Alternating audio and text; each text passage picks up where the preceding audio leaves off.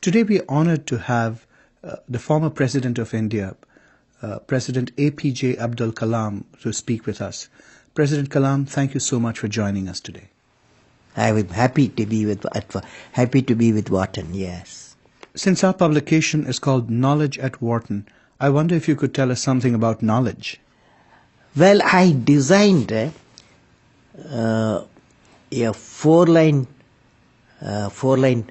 poem-like thing called creativity. I would have made at least million children to repeat it, okay? Million children repeat, I will say, and they will repeat it. So I am going to say a few words about creativity. Learning gives creativity. Creativity leads to thinking. Thinking provides knowledge. Knowledge makes you great. So I am very happy. Wharton, you are thinking of knowledge at Wharton. It's a beautiful idea. My greetings to all of you. I wonder if you could start by talking about your past. You were born in Rameshwaram in 1931. What are the biggest differences you see between India as it was then and India today? Well, I have orbited around the sun 76 times. You know what it means? You're 76 years old. Correctly you said it. So, in that 76 period, I have seen, and when I was a young boy, the Second World War coming to an end. And then I saw the effect of war and injuries healing. I saw India attaining the freedom 1915 when I was a schoolboy. I saw 1947, August 15, 1947, India achieving its freedom. It was a great happy moment. I have seen the economic ascent phase in India 1991, 92. Ascent phase started. Till then we had a lot of difficulties. I have worked with visionaries like Professor Vikram Sarabhai and Satish Dhawan, Dr. Brahm Prakash. I have seen a green revolution. I have seen white revolution. I have seen telecom revolution and growth of ICT, that is information communication technology. And I was involved in India's space program. It is one of our most successful program in the country. And self-sufficiency in the strategic weaponry. You just spoke about your involvement with India's rocket program. In fact, I know that you were also very involved with India's missile program and that you earned the nickname the Missile Man of India.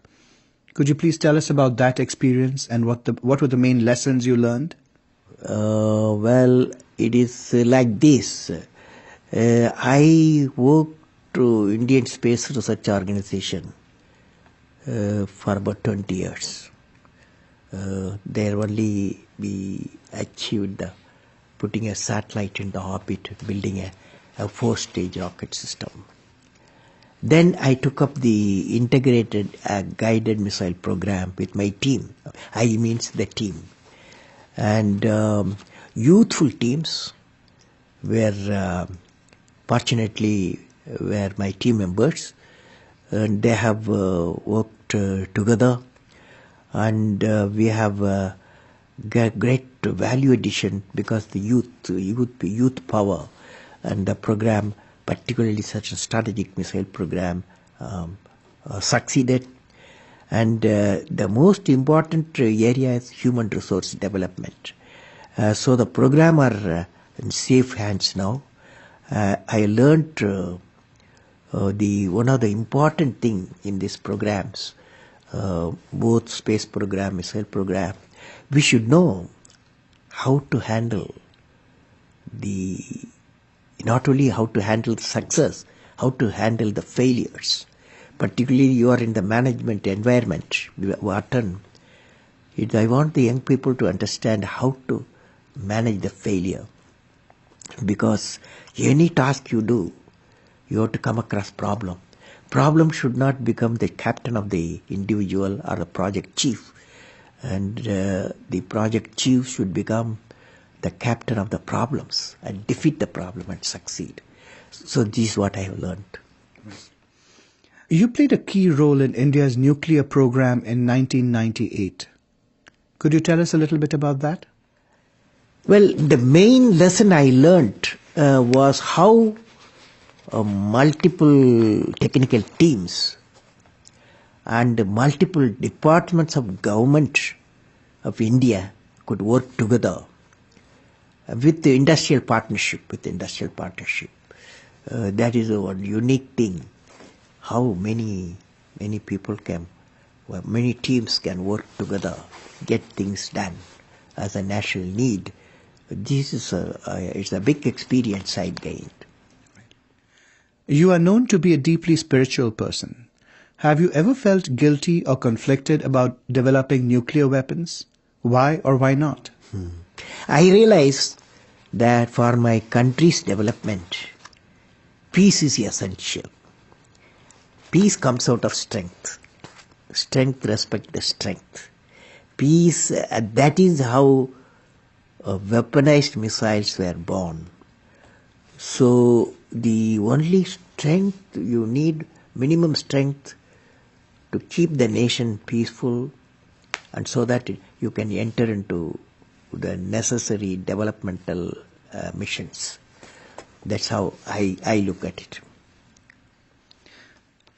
How did you come to become India's president?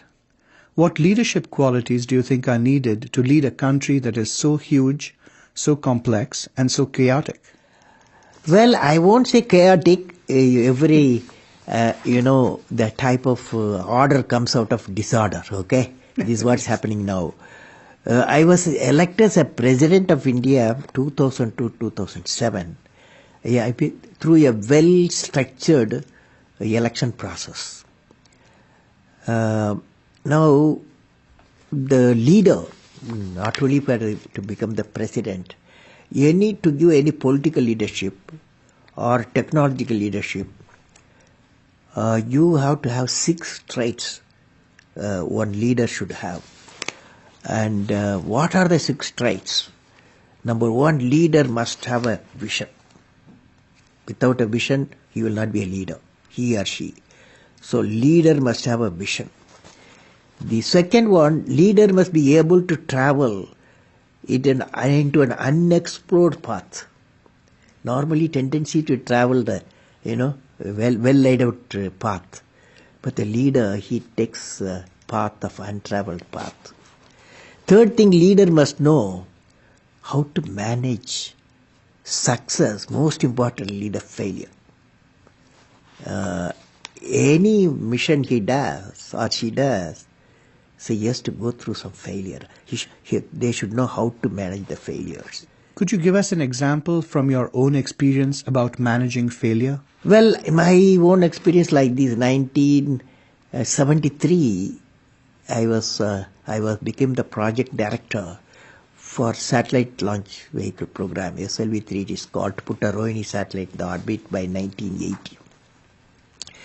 When the management structure I was given, money I was given, and then human power I was given, only they said by 1980 you must put the satellite in the orbit, making a rocket. So thousands of people worked for that, say a scientific technical team. So when the time came, 1979, I think it's in August, we launched, I was in the mission director, project director. I was the control center. I was the mission director.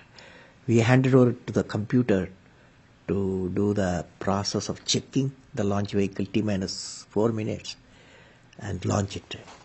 After 1 minute in the computer, checkered computer put a hold. For some reasons, they said a display was there. It said some component is not doing well, control component.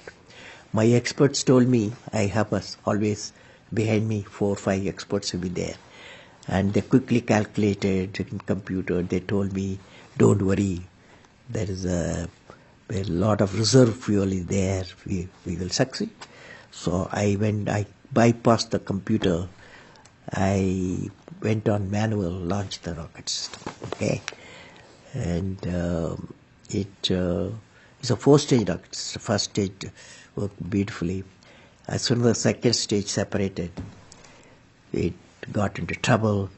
Instead of satellite going to orbit, the whole rocket system went into Bay of Bengal. Okay, so it was a big failure.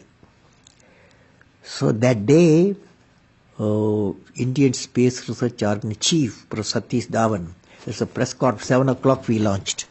7:45 there's a press conference, the whole world press is there in Sereri, Kota, at launch base.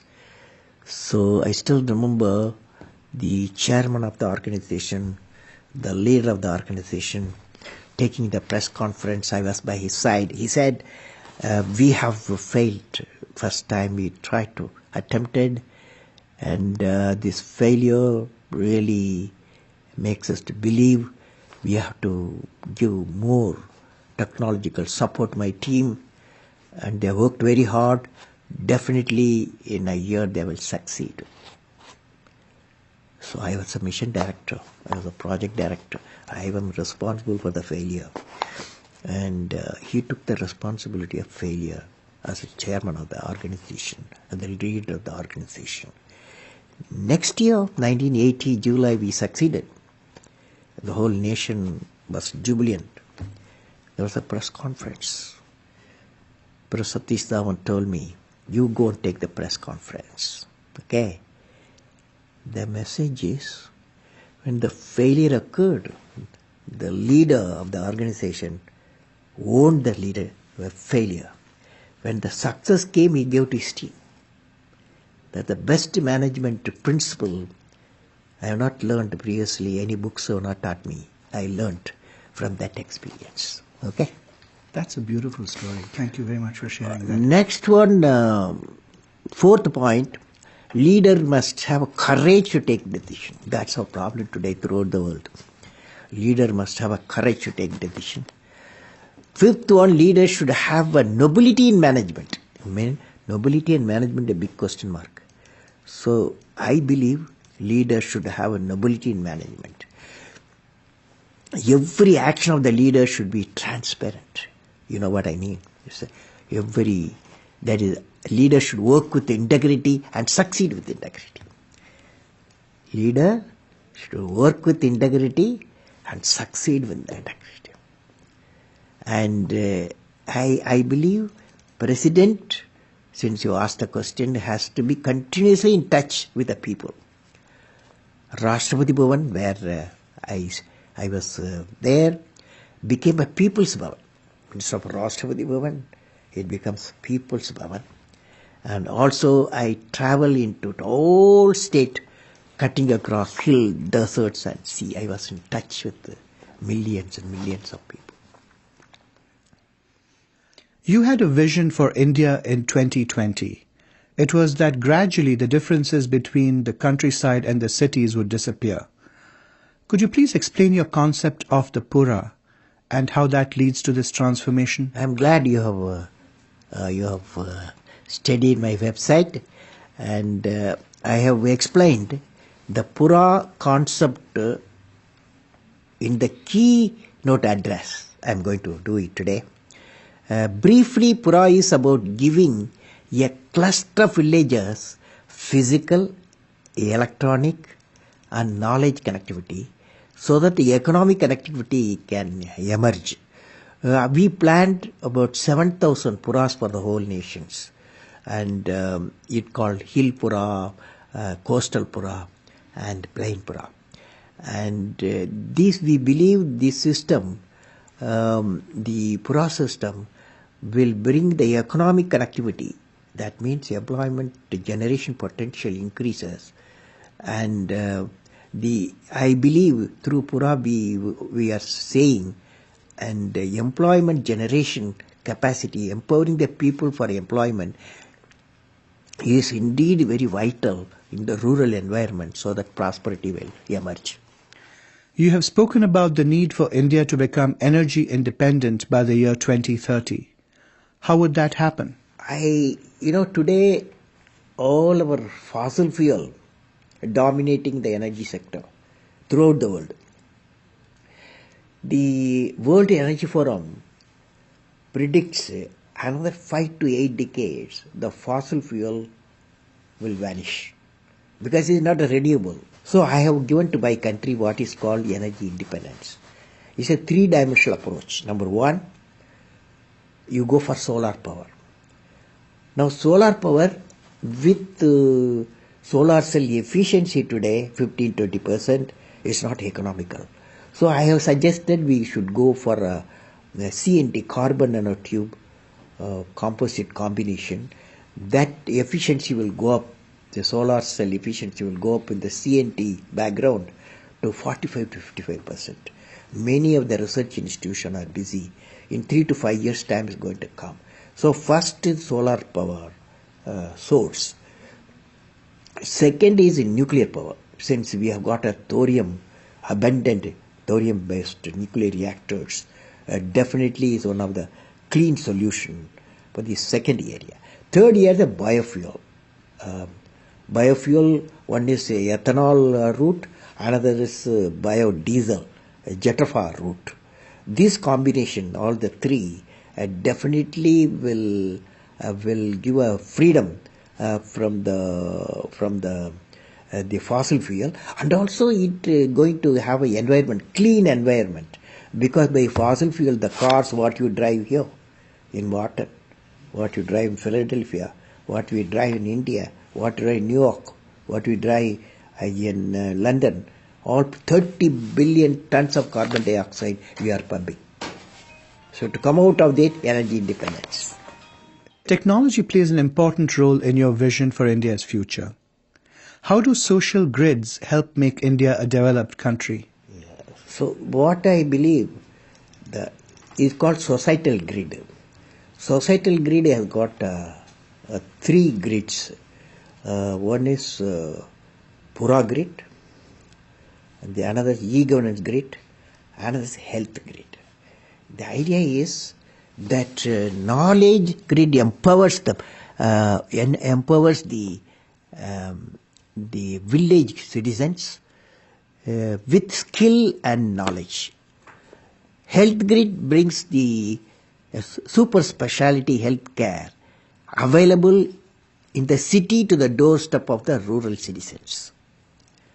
E-governance grid, another grid is called e-governance grid, brings transparent governance. It's very important for transparent governance to the citizen.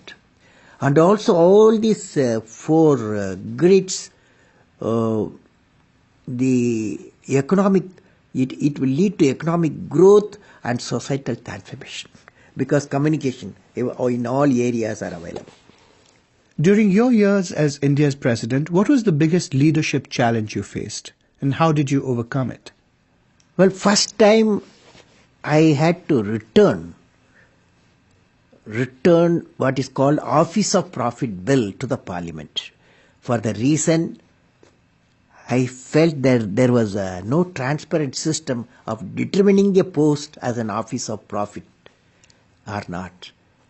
So that is a major decision, because nobody, it's first time I happened to study that. I have to return it to the Parliament for reconsideration. It created its own dynamics in my country, but I felt I had done the right thing there. If you could rewind and replay the years of your presidency, is there anything that you would do differently? Is there anything that you would have liked to do that you weren't able to? Yeah, last year I came up with the idea after finishing my 4 years term, or 5th year term starting at that time. I felt I must completely power the Rashtrapati Bhavan with solar power, and for that a big proposal also emerged, and but then it created a lot of environmental questions. Rashtrapati Bhavan is a very clean environment with a lot of trees, flowers, and biodiversity centers. So the environmental people, they raised a lot of questions. Before I answered, my term was over. So that's one of the requirements, that is Rashtrapati Bhavan should be a first home in the country electrified by solar power. One last question. You are a gifted poet. Could you please recite some lines of your favorite poem for us? I remember the favorite poem is The Vision. The Vision. I recited this poem in my parliament, so I will share with you. The poem goes like that. The name is The Vision. I climbed and climbed. Where is the peak, my lord? I climbed and climbed. Where is the peak, my lord? I plowed and plowed. Where is the knowledge treasure, my lord? I plowed and plowed. Where is the knowledge treasure, my lord? I sailed and sailed. Where is the island of peace, my lord? I sailed and sailed. Where is the island of peace, my lord? Almighty, bless my nation with vision and sweat resulting into happiness. Thank you very much. It's been an honor speaking with you. Thank you for all the beautiful questions. My greetings to Wharton. For more information, please visit knowledge.wharton.upenn.edu/India.